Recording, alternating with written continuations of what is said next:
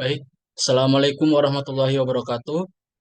Inna hamdalillah nahmadu wa nasta'inuhu wa nastaghfiruh wa na'udzu billahi min syururi anfusina wa min sayyiati a'malina.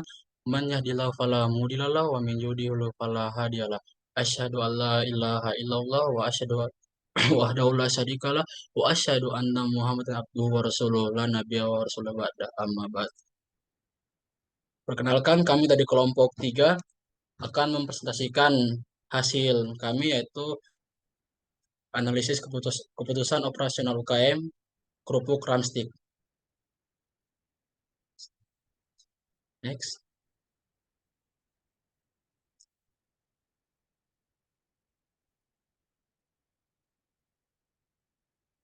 Di sini kami beranggotakan 5 orang. Yang pertama ada Jason Aditya dengan NIM 514, Nuriko dengan NIM 211, Rahmi Hafiza dengan NIM 222, Raditya Reksana dengan NIM 233, dengan saya sendiri Rizkula Budiana dengan NIM 247.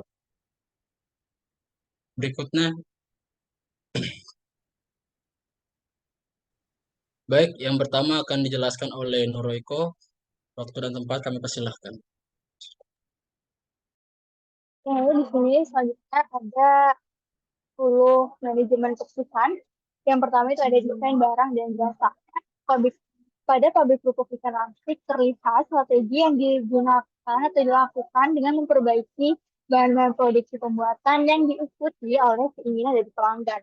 Sehingga ini menjadi keuntungan bagi pabrik pupuk Ramstik hingga saat ini. Pabrik pupuk ini memiliki siklus dalam hidup produk yang sederhana. Dengan tahap yang pertama, itu ada perkenalan, yang penjualan awal masih di tahap yang rendah. Yang kedua, itu ada tahap penjualan mengalami peningkatan penjualan. Selanjutnya ke tahap kedewasaan, pabrik pupuk ini mendapat penjualan yang besar. Hingga di mana di tahap terakhir, yaitu ada tahap penurunan, banyak pelanggan dari pabrik pupuk plastik ini beralih ke pabrik pupuk lain.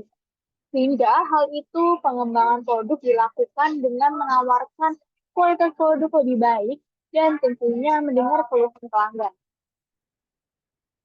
Selanjutnya di sini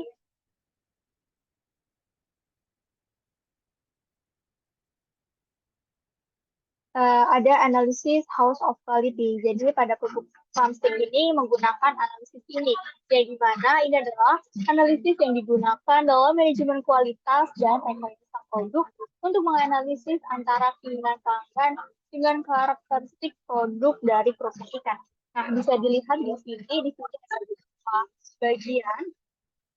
Yang pertama itu ada bagian yang ini untuk dari pelanggan itu seperti apa. Yang pertama itu ada gurih, renyah, ramah lingkungan, habis itu di sini ada varian rasa dan produknya terjangkau. Nah, selanjutnya di sini juga ada bagian yang respon dari bagian ini. Nah, selanjutnya di sini bisa dilihat seperti bagian ini. Oke, kita lanjut ke analisis berikutnya, yaitu manajemen kualitas. Perusahaan kerupuk Ramstik melakukan analisis pasar, tetapi jangkauan pasar hanya di sekitar Kabupaten Bantul saja. Nah, dengan melakukan penelitian pertama untuk menentukan tekstur, rasa, mutu bahan baku, apakah sesuai yang dilakukan dengan kualitas standar rasa maupun ciri khas yang dihasilkan. Nah, dengan seperti ini itu menjadi peluang perusahaan untuk menjaga lebih sempurna. Selanjutnya juga mendapatkan testimoni dari keluarga, tetangga maupun lingkungan sekitar di pabrik pembuatan Ramstik ini. Jadi semua ini menjadi peluang untuk perusahaan untuk lebih memperhatikan bagian-bagian kualitas kerupuk ikan tetap terjaga. Nah, selanjutnya di sini pabrik kerupuk plastik ini menggunakan fishbone analisis atau bisa disebut juga dengan tulang ikan. Nah, dalam sini ada dua bagian. Yang pertama ini ada house, yang kedua di sini ada efeknya. Nah, dari hal ini pertama itu ada penyebabnya dan di sini ada dari sebabnya. Nah, pertama ada atau manusia, itu ada lemahnya pengawasan, kurangnya plasma SOP untuk operator produksi. Yang kedua, di sini ada material atau bahan-bahannya, itu tidak konsisten pada supplier bahan baku dan bahan pengawasan ini juga kurang baik. Selanjutnya di sini ada metode. Tidak ada prosedur pengecekan bahan baku, lemaknya, mengidentifikasi uji coba produk yang tidak layak.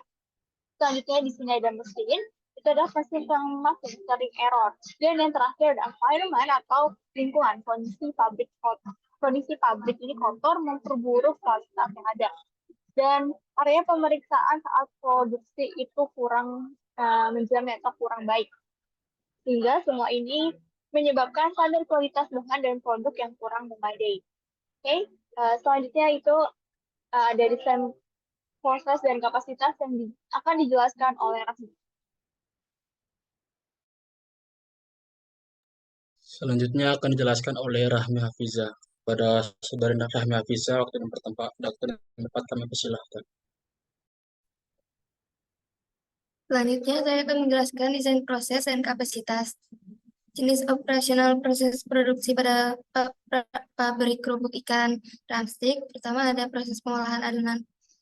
Proses pembuatan adonan kerupuk dimulai pencampuran tepung, bumbu, pengadukan, percetakan, dan pengukusan adonan. Tahapan ini membutuhkan ketelitian dan konsistensi tinggi. Kedua, proses penggorengan. Proses penggorengan adonan kerupuk dengan minyak dan suhu tertentu juga proses yang sangat berpengaruh pada rasa, tingkat kerenyahan, dan kriuk kerupuk. Tahapan ini paling dominan karena menentukan kualitas akhir kerupuk. Yang terakhir, pengemasan. Pengemasan saat menentukan karena keawetan kerupuk agar tetap renyah sampai ke tangan pelanggan. Selanjutnya,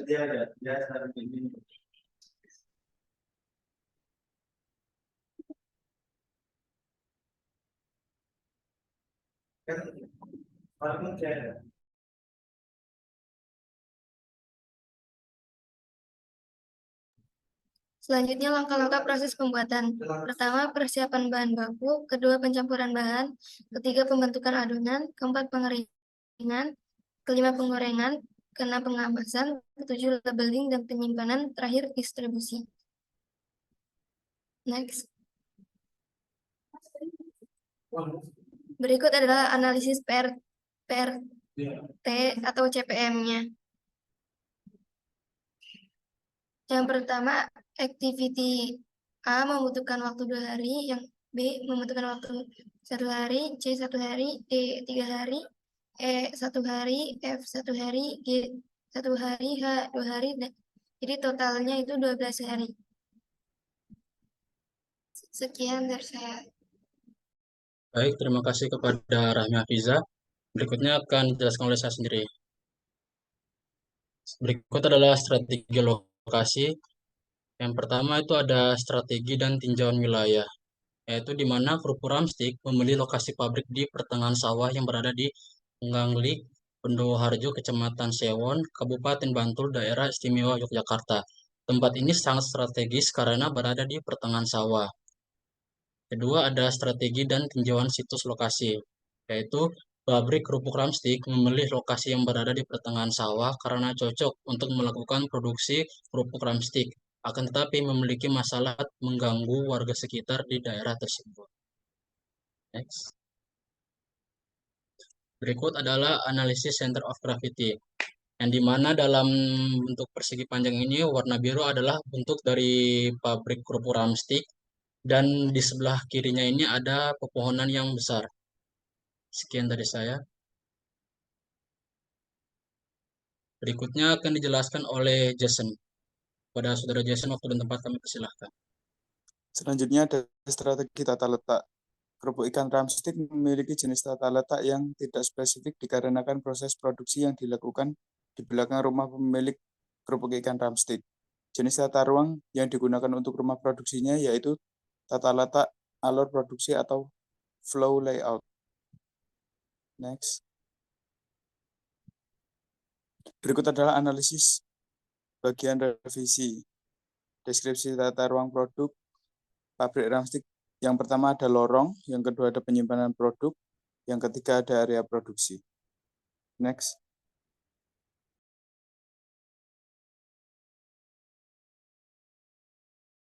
Baik, berikutnya akan dijelaskan oleh saya sendiri. yaitu ada sumber daya manusia dan desain pekerjaan. Yaitu pabrik kerupuk ikan Ramstik tidak memiliki persyaratan khusus untuk kompetensi dari karyawannya. Hal ini hanya dibutuhkan keahlian dan belajar secara langsung yang dibantu oleh sang pemilik pabrik kerupuk. Pabrik ini memiliki beberapa pembagian tugas, seperti satu orang untuk proses produksi, satu orang untuk proses penjemuran kerupuk, satu orang untuk penggorengan, satu orang untuk proses kemasan, dan dibantu oleh istri pemilik untuk melakukan proses ini di tahap akhir. Next. Berikutnya ada analisis data karyawan. Yang pertama itu adalah penentuan jabatan. Yang pertama ada owner, yaitu pemilik dari pabrik ini. Yang kedua ada pembentukan, yaitu yang dimana ada pembuat kerupuk. Yang ketiga ada pembakaran, yang dimana akan dilakukan pemanggang kepada pemanggang untuk kerupuk. Dan yang keempat ada finishing, yaitu di mana akan melakukan pemeriksaan kualitas kerupuk, yang dimana kerupuk yang bagus akan dijual dan yang tidak bagus akan dipisahkan. Dan yang terakhir itu ada pengemasan, yang dimana akan dikemas dan akan siap diantar ke konsumen. Next.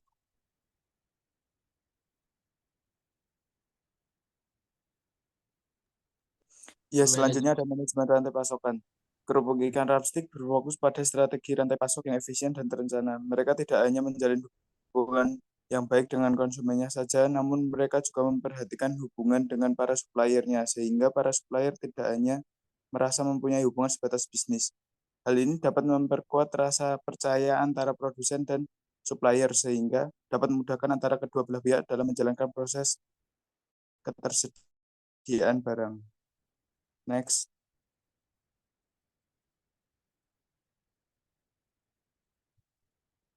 Berikut analisis pemilihan pemasok. Yang pertama ada kualitas bahan baku, yang kedua ada ketersediaan pasokan dan kapasitas produksi, yang ketiga konsistensi kualitas, dan yang terakhir ada kebijakan.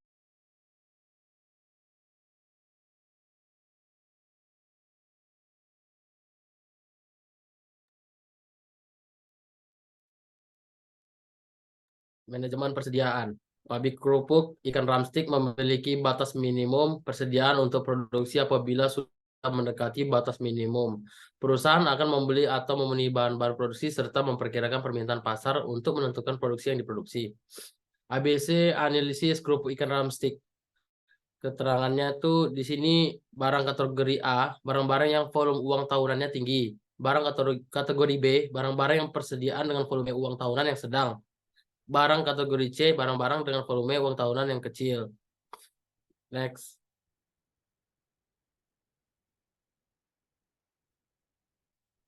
Penjadwalan.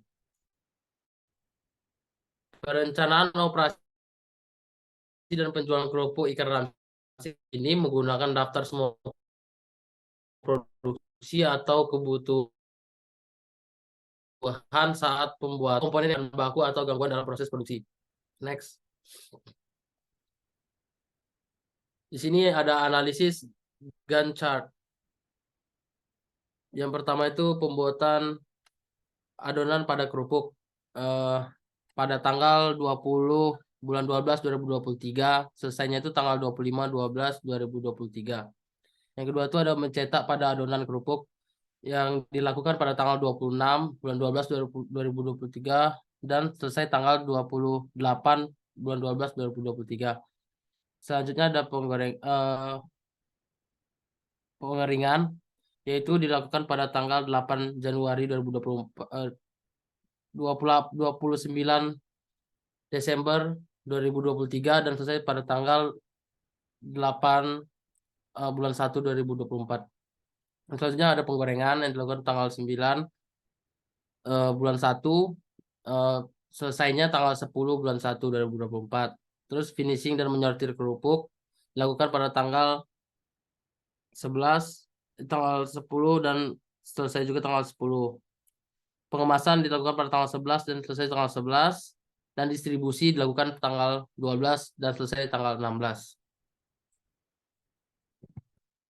Next.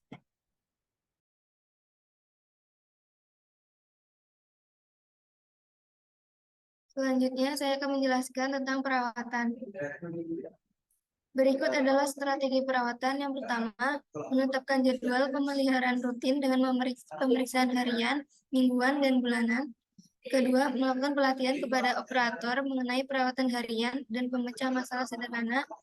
Ketiga, mengelola persediaan bahan baku dengan efisien untuk menghindari kekurangan.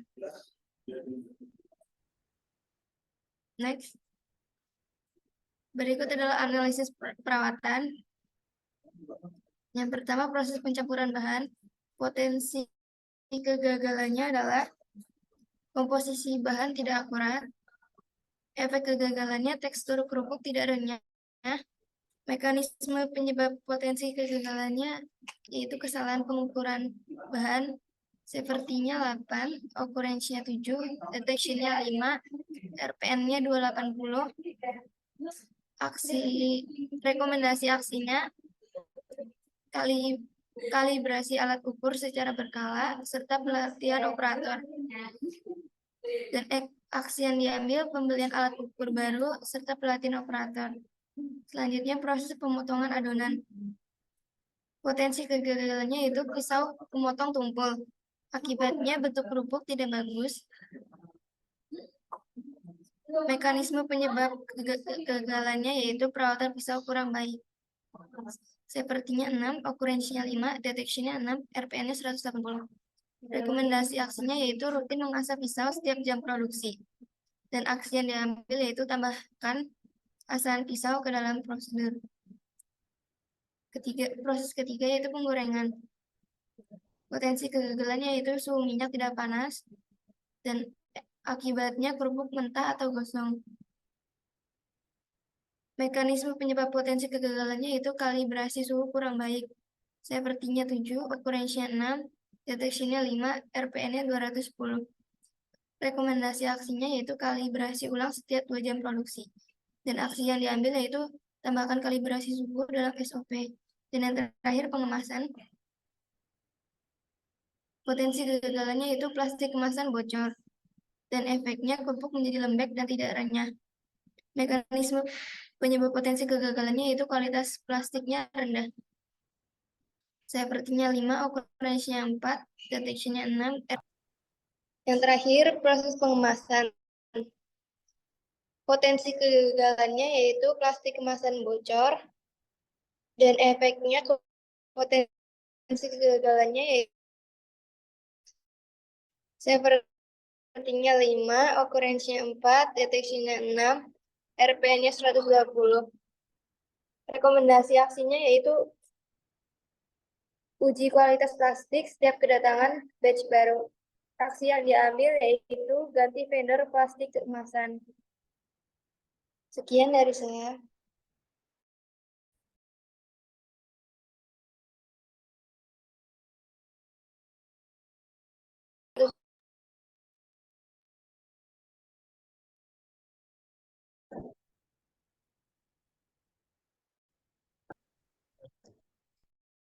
Sekian tadi kelompok kami. Jika ada kekurangannya kami mohon maaf. Nun wal qalam yasturun fastabiqul khairat. Wassalamualaikum warahmatullahi